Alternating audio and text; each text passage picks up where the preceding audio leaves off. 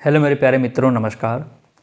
आज हम लोग बहुत ही महत्वपूर्ण एक टॉपिक स्टार्ट करने वाले हैं। आप देख सकते हैं लिखा है कि आज की चर्चा में हम लोग क्या करने वाले हैं। हम लोग देखने वाले हैं रासायनिक अपक्रिया की दर क्या होती है, उसके बाद देखेंगे द्रव्यानुपातिक क्रिया का नियम क्या होता है, और नीचे वाला तो आप लोग बिल्कुल पहले से ही जानते हो कि बहुत ज़्यादा महत्वपूर्ण है, क्योंकि आपके लिए ये जो आप दो क्वेश्चन नीचे वाला देख रहे हो कि शून्य कोटि की अपक्रिया और दूसरा क्या है प्रथम कोटि की अपक्रिया, आप जानते हो कि ये बहुत ज़्यादा परीक्षक दृष्टि से इम्पॉर्टेंट है। ठीक है, क्योंकि रासायनिक जो बलगति है उसके अंतर्गत ये क्वेश्चन बहुत ज़्यादा मस्ट इम्पॉर्टेंट है, क्योंकि काफ़ी बार बोर्ड एग्जाम में आ भी चुका है। तो आपसे गुजारिश ये है कि आप शुरू से लेकर अंत तक पूरा वीडियो अवश्य देखिएगा, बिल्कुल भी वीडियो को स्किप नहीं करिएगा। ये विश्वास रखिए आप कि आपको सिखाने की जिम्मेदारी मेरी है। आपको जो देख रहा है 1 2 3 4 एक चारों को चारों आपके माइंड में यूँ फिट हो जाएगा कि आपको एहसास भी नहीं होगा कि शायद ये कभी आपको नहीं आता था। बात समझ में आया? तो बस लगातार वीडियो देखिएगा, और अगर अच्छा लगे, बस एक ही बात कहनी है, अगर अच्छा लगता है तो बिल्कुल चैनल को सब्सक्राइब कर लीजिएगा और बेल आइकन के बटन को दबा दीजिएगा। ठीक है, चलो स्टार्ट करें बिना देरी करते हुए। तो एक एक पॉइंट टू पॉइंट समझते हैं। ठीक है, देखो पहला क्या है, यहाँ पर लिख लेते हैं हम सब भी। क्या बताए? रासायनिक अपक्रिया की दर होती क्या है। ठीक है, रासायनिक अपक्रिया की दर। ठीक है, रासायनिक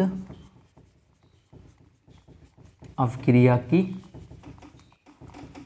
दर। देखो रासायनिक अपक्रिया की दर होती क्या है, समझिए ध्यान से। यहाँ पर हम इसके छोटे से डिफिनेशन लिख देते हैं। ठीक है, तो इसको समझिए क्या है कि इकाई समय अंतराल में, क्या इकाई समय अंतराल में, क्या इकाई समय अंतराल में अभिकारक व उत्पाद, अभिकारक व उत्पाद, क्या इकाई समय अंतराल में अभिकारक व उत्पाद के सांद्रता, उत्पाद के सांद्रता परिवर्तन की दर, सांद्रता परिवर्तन की दर क्या कहलाती है? रासायनिक अपक्रिया की दर। क्या इकाई समय अंतराल में अभिकारक व उत्पाद के सांद्रता में परिवर्तन की दर, सांद्रता में, सॉरी यहाँ में जोड़ते हैं, सांद्रता में परिवर्तन की दर क्या कहलाती है? रासायनिक अपक्रिया की दर कहलाती है। ठीक है, रासायनिक अपक्रिया की दर कहलाती। देखो भाषा तो मैंने लिख दिया, लेकिन अभी आप लोग को क्लियर नहीं हुआ होगा, तो अब देखिए एक एक बातें कैसे क्लियर होगा। ठीक है, इकाई समय अंतराल में अभिकारक व उत्पाद के सांद्रता में परिवर्तन को ही क्या बोलते हैं? रासायनिक अपक्रिया की दर। परिवर्तन की दर ही क्या कहलाती है? रासायनिक अपक्रिया की दर कहलाती है। ठीक है, बात समझ में आया? अब होता क्या, ध्यान दीजिए, देखिए ध्यान से, रासायनिक अपक्रिया की दर। ठीक है, अब देखो ध्यान से, यहाँ पर रासायनिक अपक्रिया की दर को हम लोग रेट ऑफ रिएक्शन बोलते हैं, यानी इसको हम लोग किससे डिनोट करते हैं? आर से करते हैं। किससे करते हैं हम लोग? आर से करते हैं। तो आर बराबर, ठीक है, क्या लिखा? देखो इकाई समय अंतराल में अभिकारक व उत्पाद के सांद्रता में परिवर्तन को ही क्या बोलते हैं? रासायनिक अपक्रिया की दर बोलते हैं। ठीक है, क्या इकाई समय अंतराल में अभिकारक व उत्पाद के सांद्रता में परिवर्तन ही क्या कहलाता है? रासायनिक, इसको लिखो परिवर्तन की दर, या परिवर्तन ही रासायनिक अपक्रिया की दर कहलाता है। ठीक है, तो देखिए ध्यान से, आर बराबर अभिकारक, ठीक है, अभिकारक के सांद्रता में, अभिकारक के सांद्रता में कमी और अपॉन समयांतराल,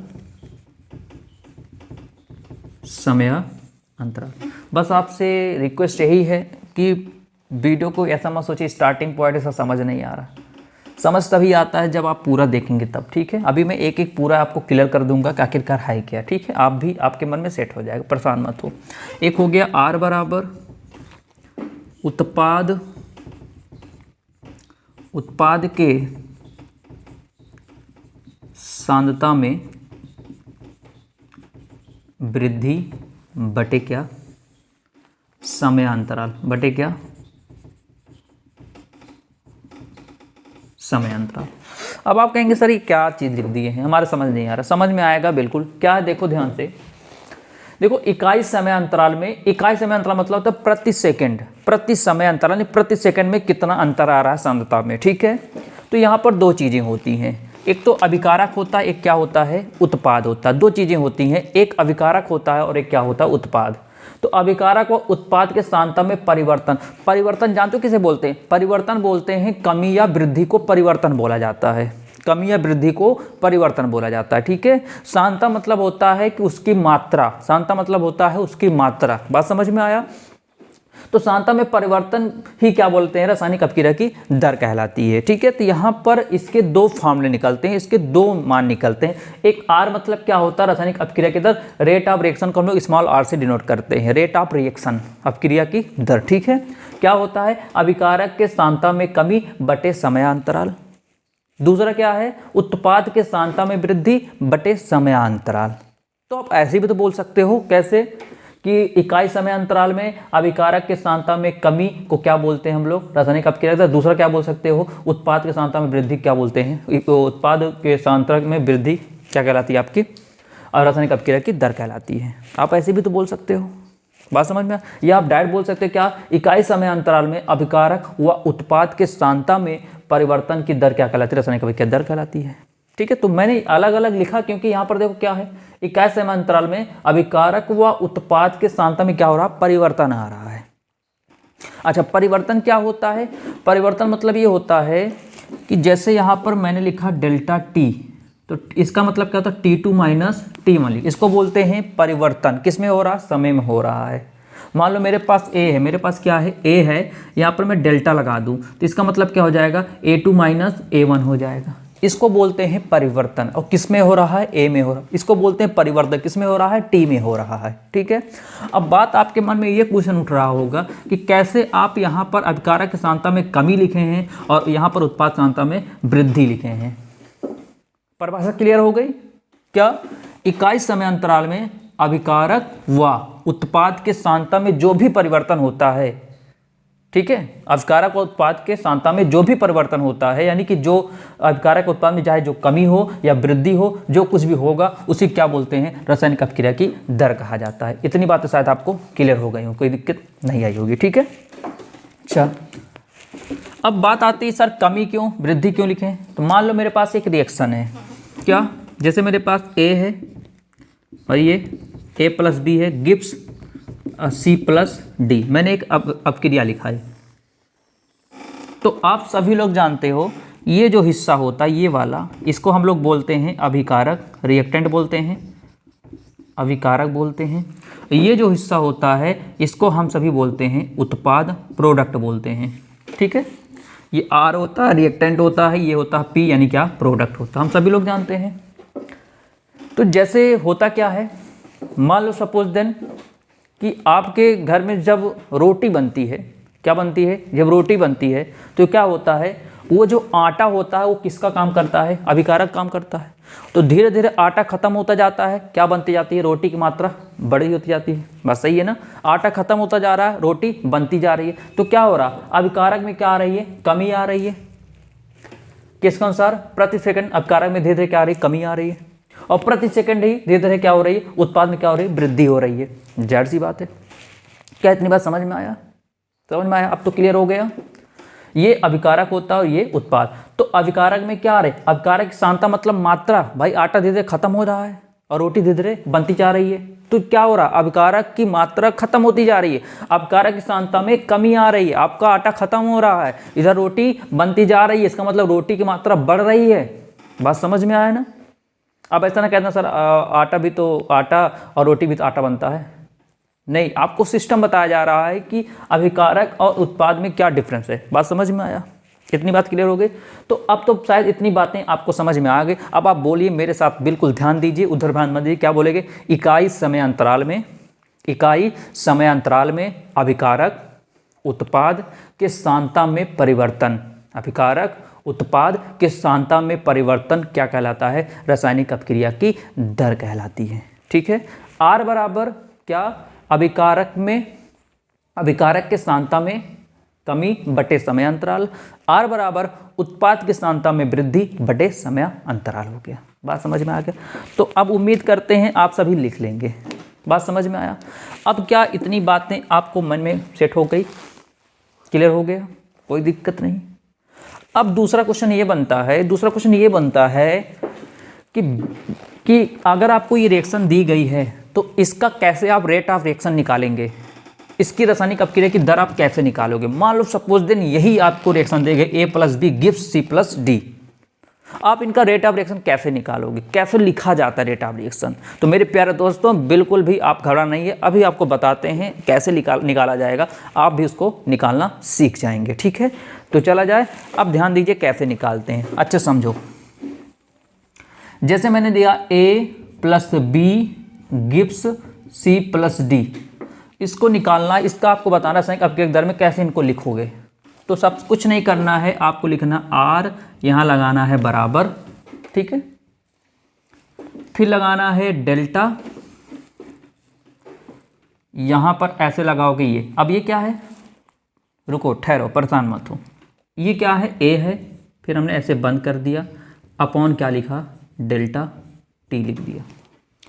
अब देखो ये अभिकारक A क्या है, अभिकारक है। अब देखो अभिकारक के सांद्रता में कमी, ये देखो परिवर्तन हो रहा है, क्या हो रहा है, डेल्टा मतलब क्या लग गया यहाँ पर, डेल्टा मतलब क्या लग गया, परिवर्तन हो रहा है। परिवर्तन किस में हो रहा है, अभिकारक में हो रहा है, तो A क्या हो गया आपका, अभिकारक है, अपॉन किस में हो रहा है, समय अंतराल, तो डेल्टा T। चलो ठीक है,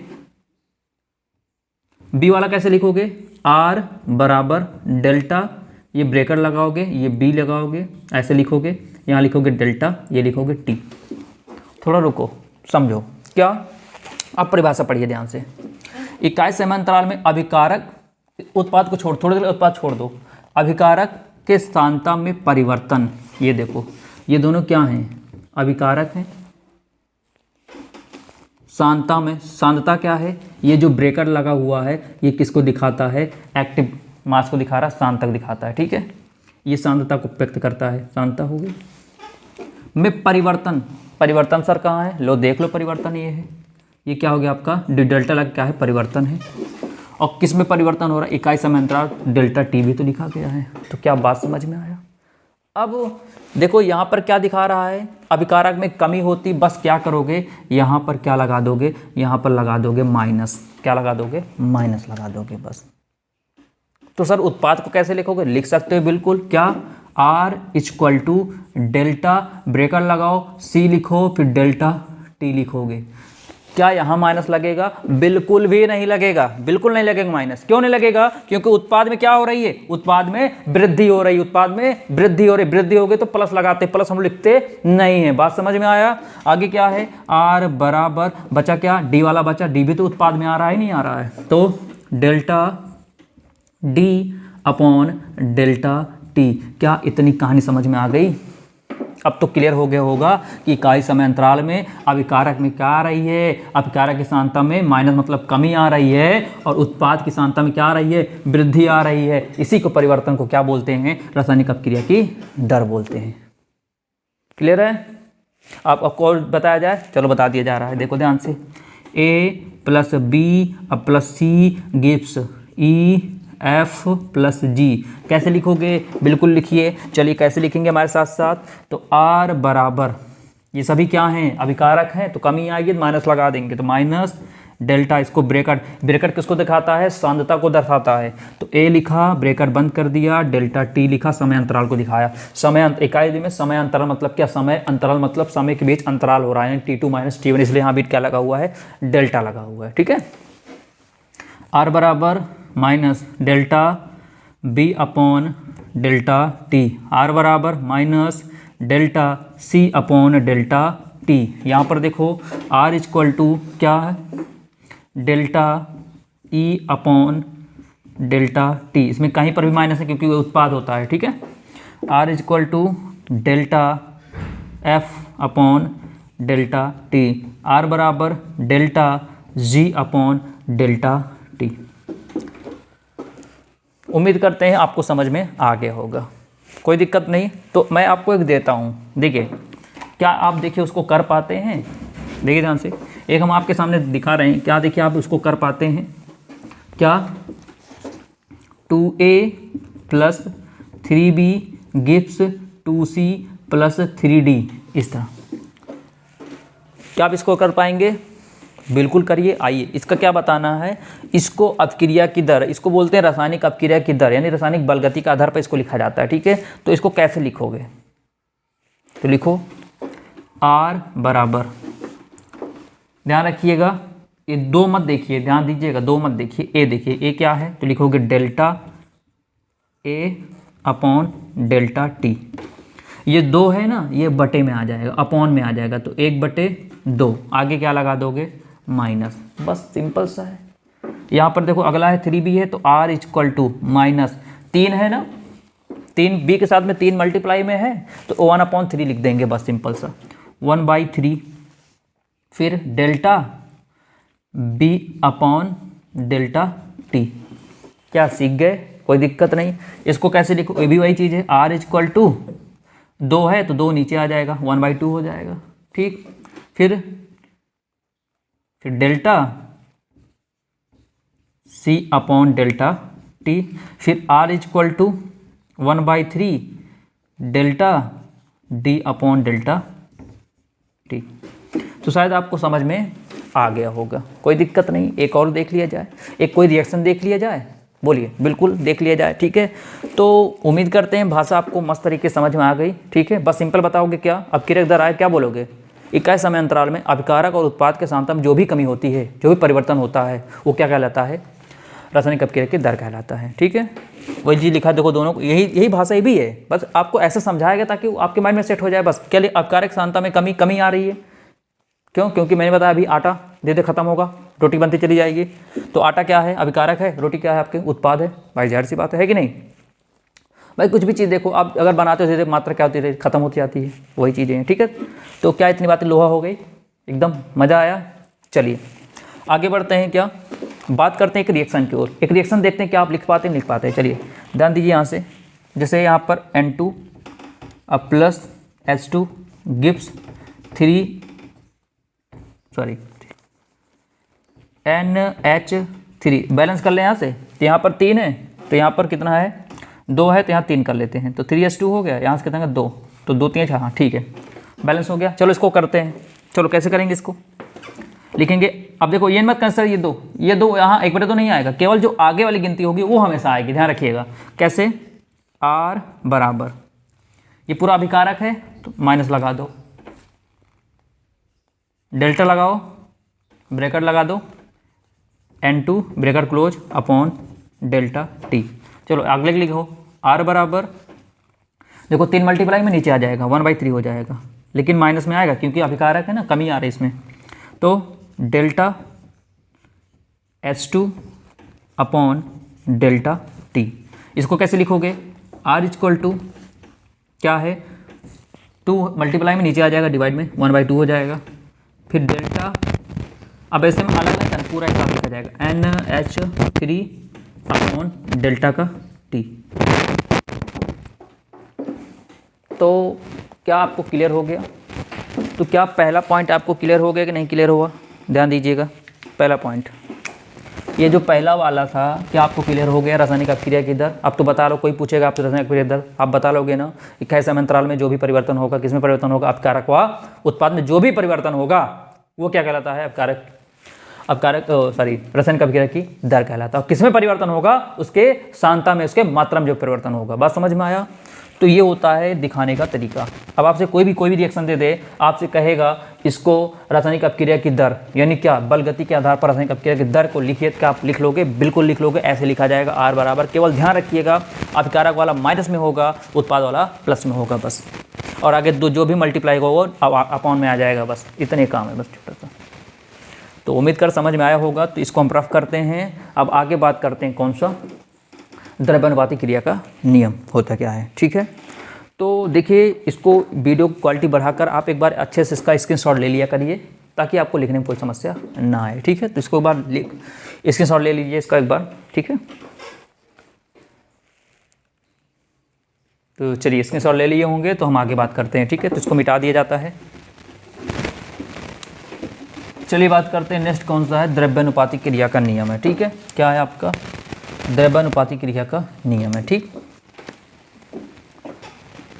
ध्यान रखिएगा ये दोनों नियम अच्छे से क्लियर करिएगा, ताकि जो ये दोनों शून्य कोटि प्रथम कोटि है इन्हीं बेस पर है। अगर वो नहीं आएगा, इसलिए आपको बताने का मेन मकसद यही था कि शून्य कोटि प्रथम कोटि आपको जब कराया जाए तो आपको कोई डाउट ना हो। बात समझ में आए, क्योंकि अगर डायरेक्ट हम इसको कराते, ये दोनों ना बताते, शायद आपको बहुत ज़्यादा समस्या उत्पन्न हो जाती। ठीक है, तो क्या हो गया यहाँ से, द्रव्यानुपाती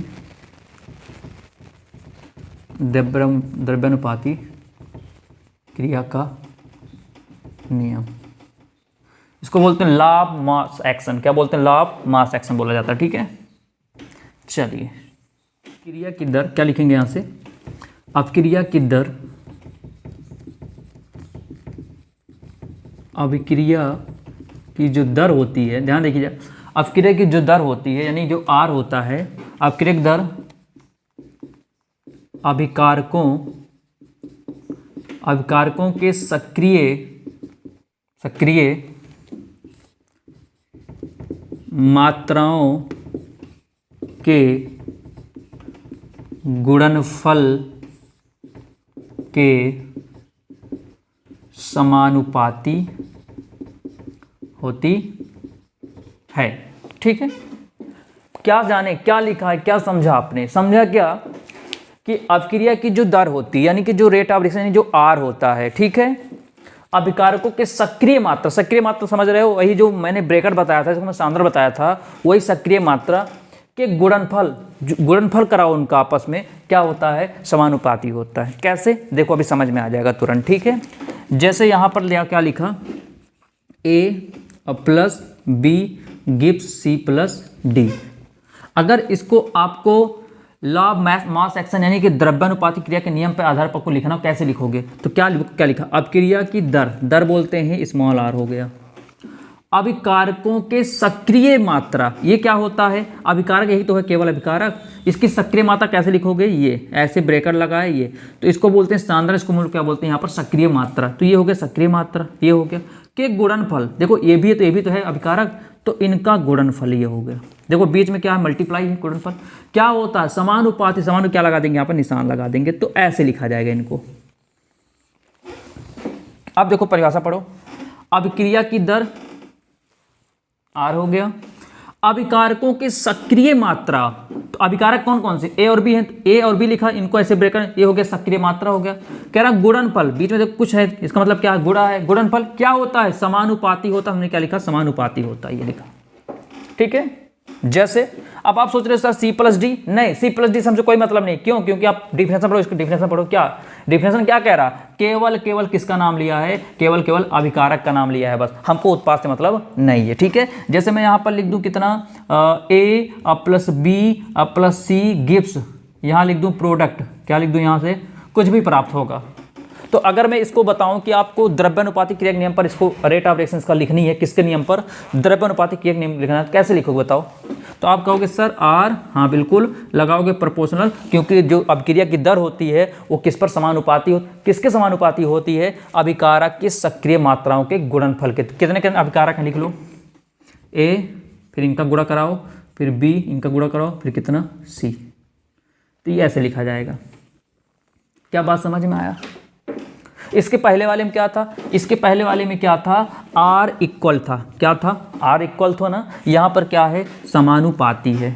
अच्छा, अगर जब इनको हटाओगे तो यहाँ पर आ जाएगा क्या, दर स्थिरांक आ जाएगा, K आ जाएगा, इसको हटाओ क्या आ जाएगा, जब इस प्रोपोर्शनलिटी को हटाओगे इसके चिन्ह को क्या आ जाएगा, K आ जाएगा, यहाँ पर दर स्थिरांक का काम करता है ये हो गया।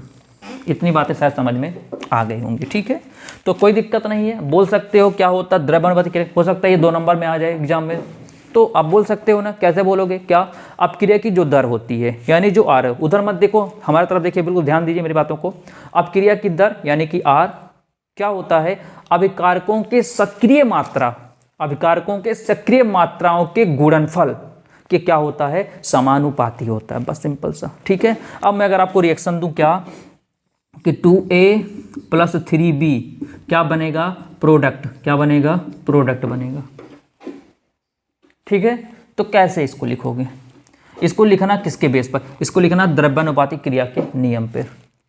तो आप ध्यान रखो R प्रोपोर्शनल, अब ये बाई 2 नहीं आएगा, ये अपॉन में 2 नहीं आएगा, ध्यान रखिएगा, क्योंकि आप रासायनिक बल गति के अनुसार नहीं लिख रहे हो, आप रासायनिक अपक्रिया के दर पे नहीं लिख रहे हो, आप दर्पणवादी क्रिया के नियम पर लिख रहे हो, ठीक है। तो क्या होगा, इस 2a का मतलब क्या होता है पता है, इस 2a का मतलब होता है a और a, 2 बार कितना a, इस 2a का मतलब ये होता है कि 2 बार यहाँ पर है। तो कैसे लिखोगे, ऐसे ब्रेकर लगाओगे, a लिखोगे, ये जो 2 है ना कहा जाएगी पावर। तो हम लोग ऐसे ऐसे ना लिखकर, क्योंकि यहाँ भी a है यहाँ भी a है, तो आपस में करोगे तो घात बन जाती है, तो हम लोग क्या लिख देंगे, 2 लिख देंगे। तो b वाला कैसे लिखोगे, b वाला भी ऐसे लिखोगे, क्या b लिखोगे, अब पावर यहाँ चढ़ा दोगे, तो ऐसे लिखा जाता है। बात समझ में आया। अब यहाँ पर इसको चेंज करोगे, यहाँ पर k आ जाएगा और a की पावर हो गई 2 और b की पावर हो गई 3। शायद कोई दिक्कत नहीं आ रही होगी आप लोगों को, समझ में आ गया होगा एक एक पॉइंट टू पॉइंट। बात समझ में आया। जैसे और भी दे सकते हैं यहाँ पर, जैसे मैंने कहा यहाँ से 5a प्लस 6b क्या प्राप्त हुआ आपको, प्रोडक्ट प्राप्त हुआ। इसको लिखना कैसे लिखोगे, यहाँ पर वही R प्रोपोर्शनल, ब्रेकर लगा, a लिखा, पावर लगा दिया 5, b लिखा, पावर लगा दिया 6, ये हो गया। अगर इसी को आपको इसी को रासायनिक अपक्रिया की दर, इसको बोलते हैं बल गति के अनुसार लिखोगे, बल गति के अनुसार अगर लिखोगे, कैसे लिखोगे, बिल्कुल लिखोगे, क्या लिखोगे, R यहाँ लगा दोगे बराबर, देखो ये पूरा अभिकारक है, इसमें कमी आएगी तो माइनस लगाओ, लिखोगे डेल्टा, यहाँ लिखोगे ब्रेकेट में a लिखोगे, फिर लिखोगे डेल्टा t, फिर अगले लिखोगे R बराबर, क्या लिखोगे, यहाँ से देखो यहाँ माइनस लगाओगे, डेल्टा लिखोगे, यहाँ से लिखोगे b, यहाँ से लिखोगे डेल्टा t। एक छोटा सा अंतर कर देना, क्या अंतर कर दोगे, देखो ये जो 5 है यहाँ पर क्या आ जाएगा, बटे में 5 आ गया, ये 6 है बटे में क्या आ जाएगा, 6 आ जाएगा, बस छोटा सा अंतर। तो उम्मीद करते हैं इतना मस्त तरीका आपको समझ में आ गया होगा, किसी प्रकार से समस्याएं नहीं आई होंगी। तो आज के लिए इतना ही बहुत है। आप इसको घर पे अच्छे से प्रैक्टिस करिए, जितना हो सके उतनी आप मेहनत करिए। आप जब इसको अच्छे समझ जाएंगे, जब लगेगा कि हाँ हमको आ गया, तो जो इसके बाद जो लेक्चर बनेगा वो किस पर बनेगा, शून्य कोटि अपक्रिया और प्रथम कोटि अपक्रिया, ताकि जब वो लेक्चर बनाया जाए, जब उसमें बताना हो, तो आपको कोई ऐसा डाउट ना हो कि सर ये तो मुझे आता ही नहीं था, क्योंकि इस सब का योगदान इन दोनों में है। बिना इन दोनों के, यानी रासायनिक अपक्रिया की दर और द्रव्यवादी क्रिया के नियम के आधार पर, इनको हम लोग नहीं जान सकते हैं। और हर साल अगर इस चैप्टर से बात किया जाए तो हर साल ये दोनों क्वेश्चन बहुत ज़्यादा आने की पूरी संभावना रहती हैं और काफ़ी बार पूछा भी जा चुका है। तो अगर ये लॉन्ग क्वेश्चन आ गया 5 नंबर में या 6 नंबर या 4 नंबर में, तो भाई अच्छा है, आपको नंबर मिलेगा, अच्छी बात है, आप मेहनत करोगे, आपको अच्छा परफॉर्मेंस मिलेगा, आपका अच्छा खासा नंबर प्राप्त हो जाएगा। तो समझ में आया हो। और अगर ऐसे ही वीडियो आपको और भी पाने हैं, आप लोग नए हो, चैनल पर पहली बार आए हो, तो जो पहली बार आए हैं बिल्कुल चैनल को सब्सक्राइब करके चैनल पर जुड़ जाएं। और भी केमिस्ट्री का काफ़ी वीडियो बन चुका है, ठीक है, काफ़ी लेक्चर बन चुका है। आप जाइए प्लेलिस्ट में, आप वहाँ से देख सकते हैं, जिससे आपके जो भी चैप्टर में आपके डाउट हो वो डाउट आपके दूर हो जाएंगे। तो नेक्स्ट लेक्चर में मुलाकात करेंगे, हम लोग किसकी बात करेंगे, शून्य कोटि अपक्रिया और प्रथम कोटि अपक्रिया।